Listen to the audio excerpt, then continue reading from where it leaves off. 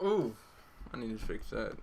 Hey, what's up, Les Nation? Yo, it's your boy Les TV, and yeah, this may be a late upload, yo. It's 10:16 right now, and the recording process is going to be like 2 hours. But yo, yesterday, yo, I should have posted something. But yo, I'm trying to make a new schedule for this YouTube stuff. Like, yo, the schedule I'm gonna post like every other day, but on the day that I'm not supposed to be posting on, I'm gonna post if I have time. So I'm gonna be or try to be flexible with it. But yo, with yesterday, with us knowing that yesterday was Friday the 13th, the bad luck day of the year that happens like occasionally throughout like months. I don't even know how often it happens, but yo, it was a bad luck day, and like I said I recorded. But yo, we're gonna record a scary video today. And this video is called 14 More Horror Stories Animated Compilation of 2016. This video is brought to you by Llama Arts. This video is gonna be in the description below. This video is long as shit. I'm gonna like cut it, and this one's gonna be like the first half, and I may make a second half later. So yeah, man, let's get into the video. Hopefully it does not lag, bruh. Let's go. Pizza Delivery Horror Stories 3. No lag, please. Alright, let's go.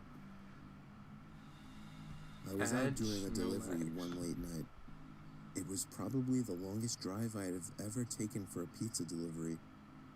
From the pizza place I worked at, it was a 20-minute drive, which isn't too crazy out where I live. Plus, they ordered 4 large pies, so I figured it was a party and I would get a much bigger tip. Pies? Navigating the dirt roads at night was always annoying, though.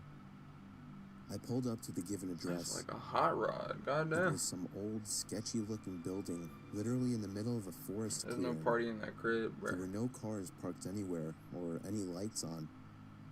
I put my car in park and called my boss. I asked him to reread the address at least 3 times to make sure I typed it in right, but that checked out. I could tell he was in a really bitchy mood, and he told me to at least knock on the door and check it out. He would normally get mad if we took back 1 pie, but I was afraid of what he would do if I brought back 4.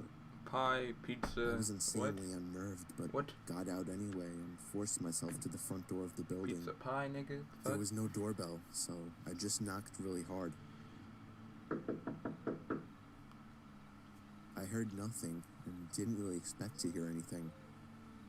I was extremely disappointed, not because nobody answered the door, but because I was realizing that it was all a waste of time and gas. I knocked one more time out of desperation, and then began to hear some kind of rustling noises from inside of the building.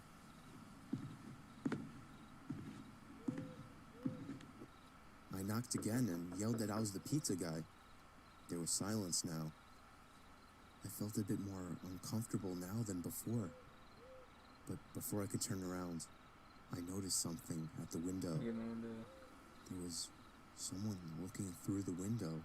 Bro, I don't like watching the scary stuff, bro, because I don't want anything like this to happen to me, dog. Their eyes were open wider than I knew possible, staring intently at me. I was disturbed enough by this and dropped the pizzas and ran back to my car. What? Alright. Yo, he just said pie, and now we're saying pizza? Like, what type of fucking pizza are people getting nowadays? Like, pie, pizza? This is compilation 2016, so all these happened last year. So what the fuck am I missing out on? Thing wouldn't start until turning the key for the 3rd time. I drove off the grass and back onto the dirt road. But I felt the car rocking about, shaking and bumping. Something wasn't right. I didn't make it far from the building before I started hearing a sharp scraping sound coming from outside. The fuck? There was so much resistance that I couldn't even drive. The car came to a stop. I got out of the car to check what the hell was wrong. A chill ran up my spine as I began to feel like my heart was constantly skipping beats. You got a flat tire? My tires had been slashed. Damn, had bro. Fallen off the rim. Not just the front, though. All 4 tires were slashed. Oh, shit. I realized somebody did this when I was knocking on the door to that building. Instead of running, I got back in the car and locked the doors. I was so close to that building, I could practically see it from where I was, if it weren't for the trees blocking the view. I dialed 911 and explained everything to the operator. She told me the cops would be over as soon as possible and that I need to stay hidden. I asked her if it was advisable to stay in the car or run, and she told me it would be best to stay in the car with the door locked. Yeah. She asked me to stay on the line with her until the cops arrived. My whole body was shaking. In all directions, there was nothing but dark, seemingly endless forest. I knew it would take forever for the cops to get there. I was Like not 20 minutes comfortable with max, sitting in bro. that car Like, so it's close to OC. whoever did this. The next part, though, is what utterly destroyed me. It still shakes me to this day, and I hope nobody ever has to experience this kind of fear. I don't want to experience that, LS Nation. As I was scanning all the windows, making sure nobody was outside, I looked in the rearview mirror, and there was the same person. The same person I saw at that window. What the fuck? Eyes open wider than ever. I could see now. Bruh, oh my fucking god. I could ever so slightly see a smile. That bitch look spread half across her dead. face. Bitch, that's a zombie. I That bitch opened my got door blood on and her full-on fucking sprinted forehead and into the shit. woods, Forehead, not caring jawline, how big much as noise shit. I made. Hey, I ran baby. until I was out of breath, which didn't take long, and I hid behind a giant log on the ground. I tried to cover my loud breathing with my hands She mad, bruh. as I waited. I'm gonna just finish this video out real for quick. what felt like hours, until I finally heard sirens in the distance. It's a blush. I gathered up all the stamina I had left to run all the way back in the direction of the dirt road. Eventually, the glowing red and blue lights came into view, and I had never felt better in my life. They were parked in front of my car, investigating with flashlights. I came out yelling at them like a lunatic to help me. I fell to the floor and started to gag, almost throwing up from running so much. They picked me up and began to question me, to which I explained everything to the best of my Trying to ability. record. One of the two cars drove over to the building, and the two officers began to search the building. They came back with nothing except for a couple of spiky objects. These objects were exactly the same as the ones used to slash my tires. The cops guessed that it was some kind of sick, demented couple, being that I saw the woman, but unfortunately they were never found. Damn. And that still kills me to this day. I obviously quit my job right after that and started working at a local grocery store. I know that I'll never forget seeing that woman at the back of my car.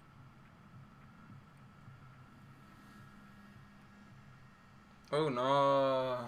She was in the back. Home Alone, story 3. I recently moved out, and I already It's have a a nice horror ass story to looking tell. house, bro, even though it's The house I animated. moved into isn't anything impressive. It's just a house that's appropriate for one or two people. But I'd say right away, I started hearing weird sounds coming from inside the walls. I first heard it in the kitchen, and then in the bathroom, but on night 3, I started hearing it in my bedroom. I was sure there was some kind of animal living in my walls. I just had to figure out how to get rid of it. The next morning, I didn't even have enough milk to fill the bowl of cereal. I couldn't believe I hadn't realized I needed more milk. In fact, I seemed to be eating up all of my food pretty fast. That's not you, bruh. I woke up in the middle of that night to the sound of breathing. Not my breathing. It sounded just like the breathing of a person. I flipped the lamp on and it stopped. I chalked it up as my mind playing tricks on me after waking up. The next day was really hot, so I turned on the AC for the first time. I checked every single vent, and some of them weren't blowing any air. One of them being the vent right next to my bed. I peered through the vent with a flashlight. There wasn't even a duct behind the vent. It was just the inside of the wall. Damn. It seemed that whatever air duct was in there had been removed. Unfortunately, I didn't look into the air conditioning system while buying the house, so I didn't know about this. That night, I had to sleep in the heat with no AC, so I was up pretty late, constantly rolling around and flipping the pillow over. I know the feeling. Then I eventually started to hear the breathing again, but this time I was fully awake. I knew it was real this time.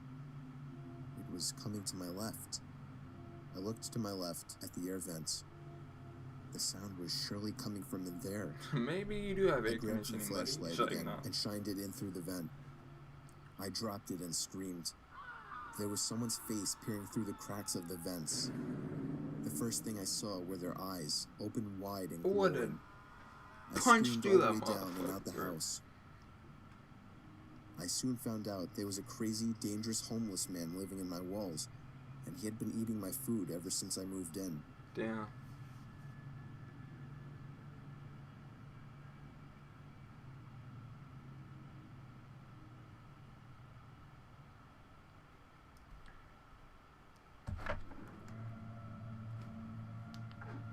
True hunting stories? I was doing some night hog hunting in the woods near my backyard. Hog hunting? I was hiding in the tower I had built about a decade ago.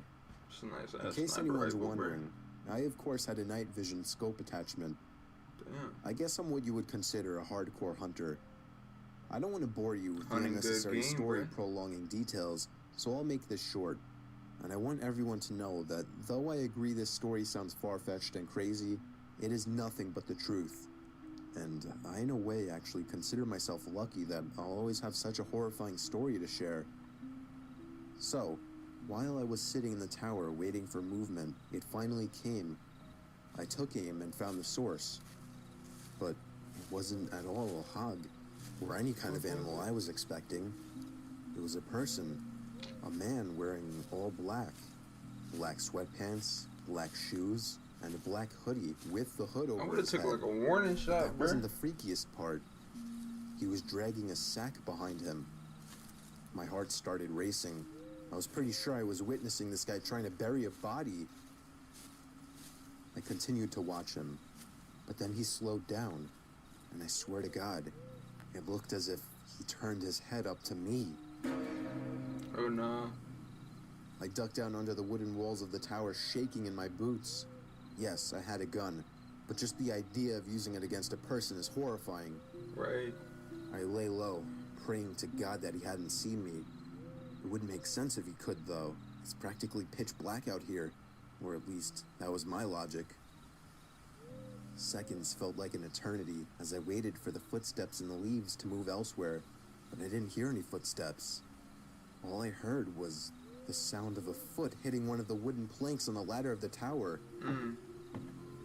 I felt the entire tower vibrate and shake as there were 2 more steps moving up the ladder. I would have fucking hopped off that shit, hit a 360 scope, and shot that myself deep motherfucker. down.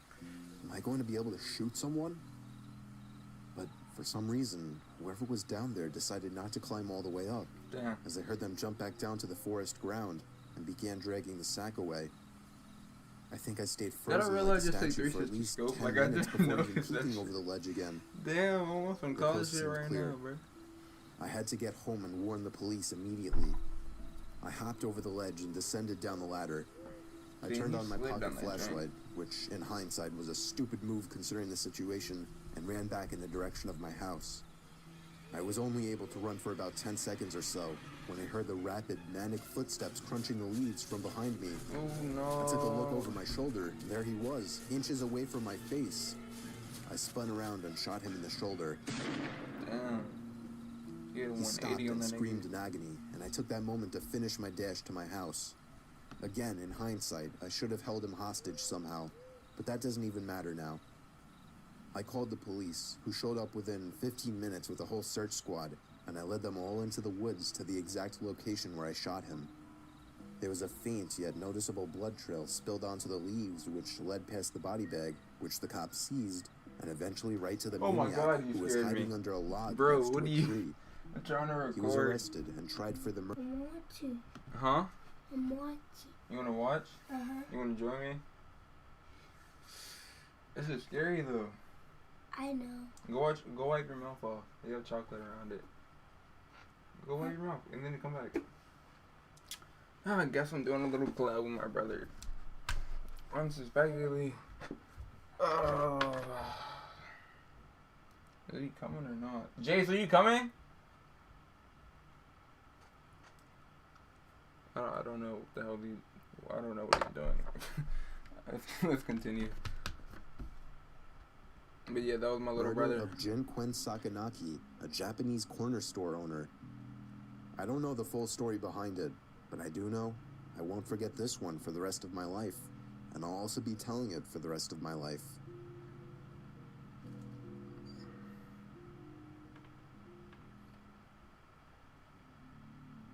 Abandoned house at I'll never night. forget the time me and my brother snuck out past our bedtimes to explore an allegedly haunted house down the block. Why would you go at night? Yes, I said bedtime, as I was only 10 and my brother Luke was only 12.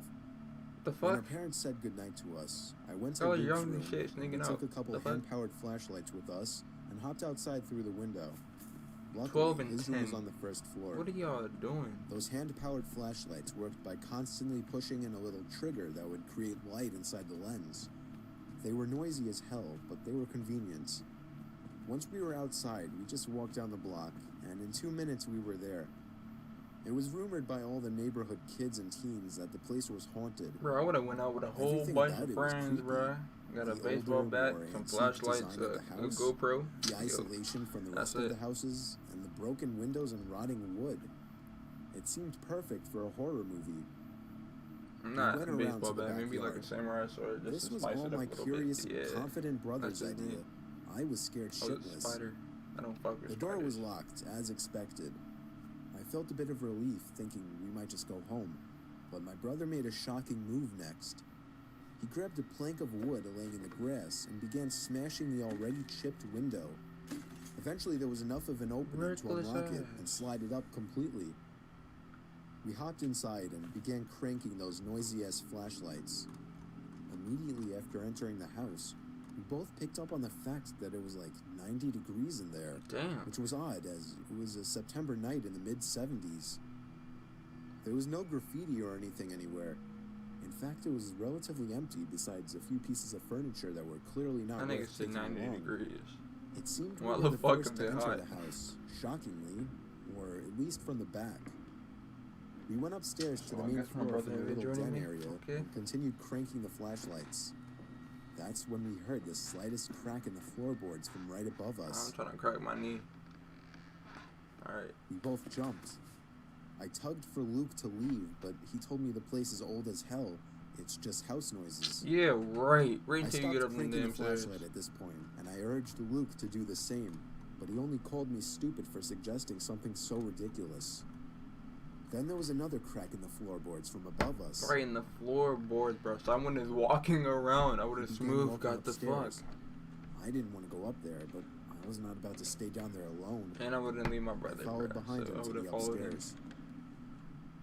There was a door that led to a room right above where we were standing. I begged him not to open it, but he must have just wanted to be the big, tough older brother. He began to reach for the doorknob while still cranking the noisy flashlight, but then he stopped. I was confused. I could see in the dark he was moving his ear up against the door, listening for something.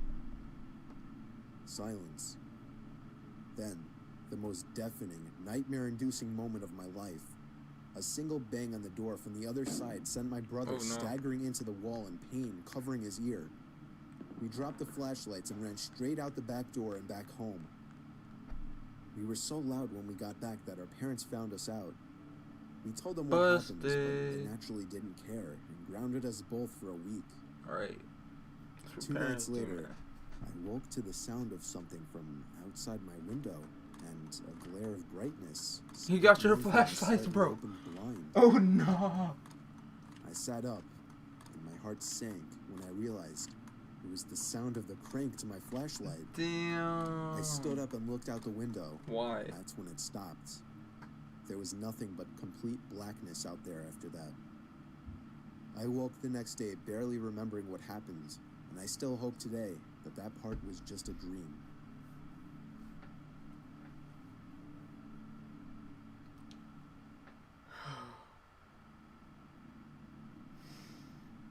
True Craigslist stories too. This story took place a long time ago, back in 2002, when Craigslist was in its early years. Many wouldn't know, but back in those days, Craigslist was a lot different. It was a lot more so an online garage sale, or just a place where people would list old things that still had some value that they were willing to give away. I got a basketball hoop, a hockey net, and a spoiler for my car, all free in perfect condition in that same year. You'd be lucky if you found something like that these days.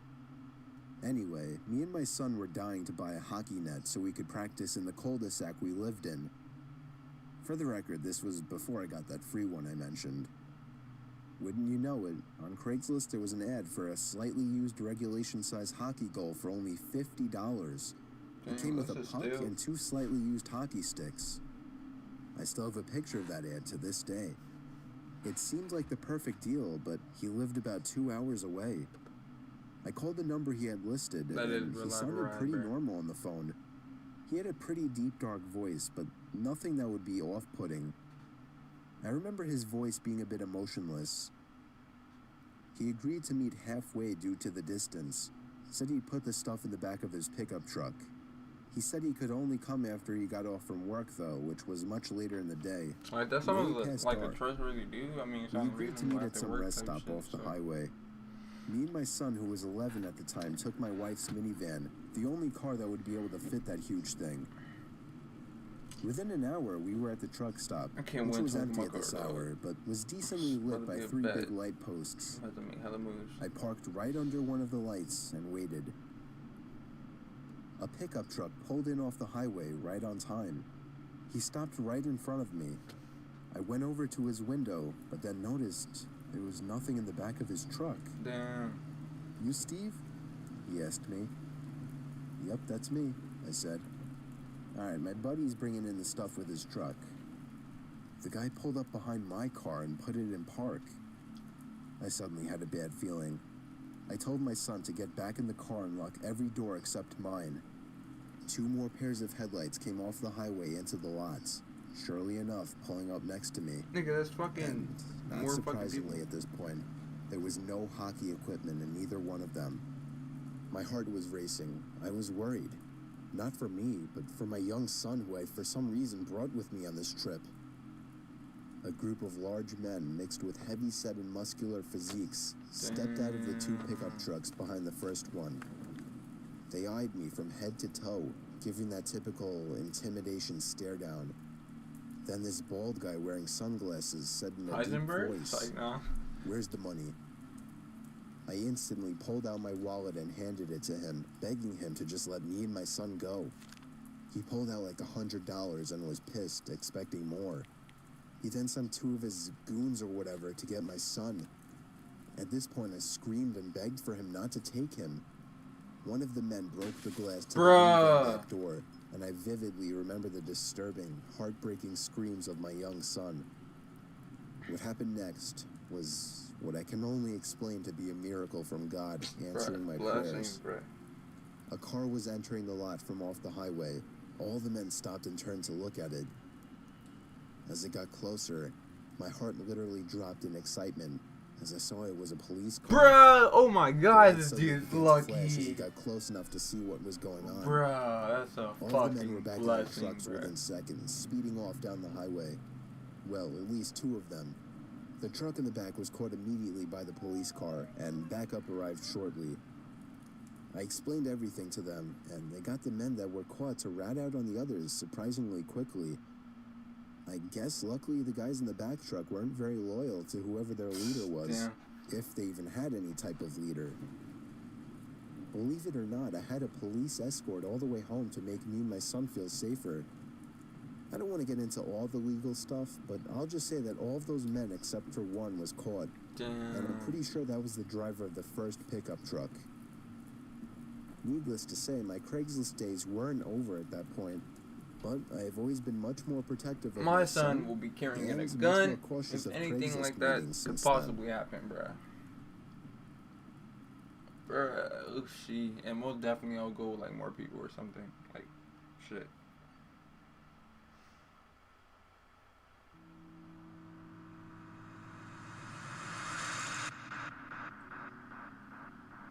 What the hell did that shit say? Missing lighthouse keepers.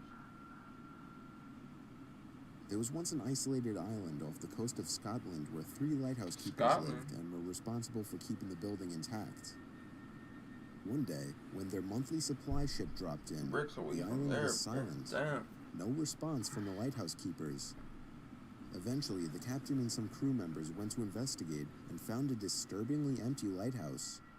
2 of the 3 waterproof coats were missing from their hangars, and the kitchen was left in a state as if people had left in a hurry. The lighthouse log only added more mystery to the situation. The log described how one of the keepers wouldn't talk, and the other continuously cried for hours. What the fuck? All this pain and fear seemed to be coming from what was referred to as a powerful storm looming in the distance. However, this begs the question, why were they so scared of a simple storm? They should have been safe in the brand new lighthouse, right? The log goes on to talk about how they all sat close together and prayed for the storm to be over. The final log states, "The storm has passed, the skies are calm, and God is over all." Their bodies were never found, and the cause of their death is still a mystery to this day. The most accepted theory is that they somehow got swept out to sea during the storm, never to be seen again. But it just said But that. one final detail remains, one that scared the captain and his crew to the bone. The powerful storm described in the log didn't exist. There were no storms reported in the area. In fact, the skies were calm all day. Damn. That was a weird story. Night shifts at 7-Eleven? It was 2 years ago. I was called in to do the night shift, 10 p.m. to 4 a.m. at 7-Eleven, since somebody called out. The store was located on a busy road in a rather quiet and rural area. During the night shift, you could expect anywhere from 10 to 20 people come in to buy a beer or something else. Yeah, most This one particular night, there was this one guy, mid-20s, that came in.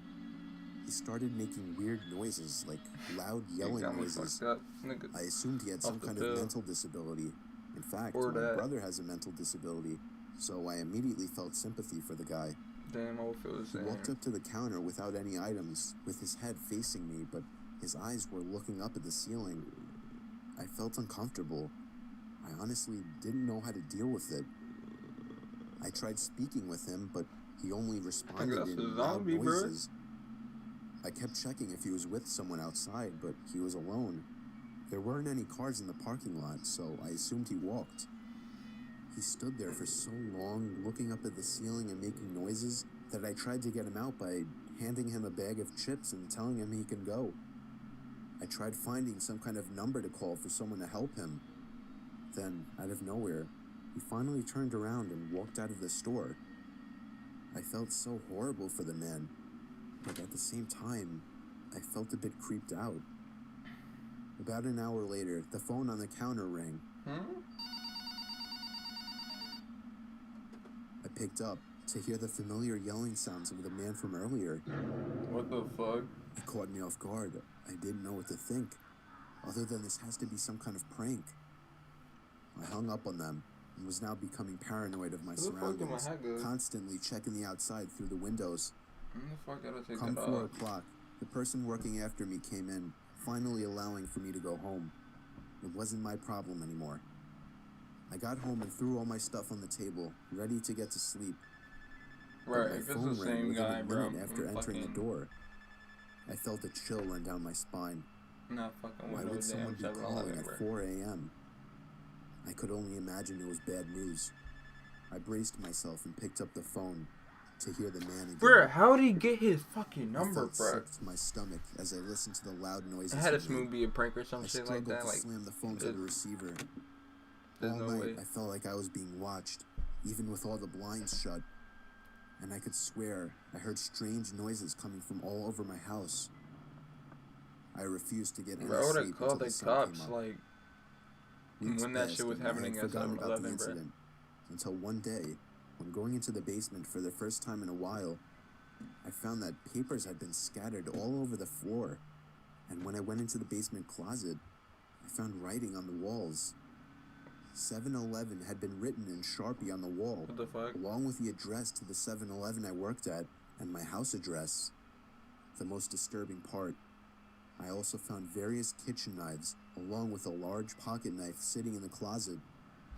What started out as seemingly just an innocent person turning into something of a prank ultimately turned into something much more horrifying. He He watching had been this living shit down there because for like God knows hearing how things, long, bro. and I'm just Oh, grateful you that messing for with me. whatever reason he changed his mind and left, because I haven't seen or heard from him since. All I can say is that man is dangerously ill. Alright, Last Nation, yo. For my brothers making noise upstairs, yo, I'm gonna have to end this video right here, yo. Alright, I watched the first half, and I'm gonna watch the second half maybe tomorrow, or I might watch something else and continue watching this another day. But yo, y'all are Last Nation, I'm Left TV, and yo, I'm out.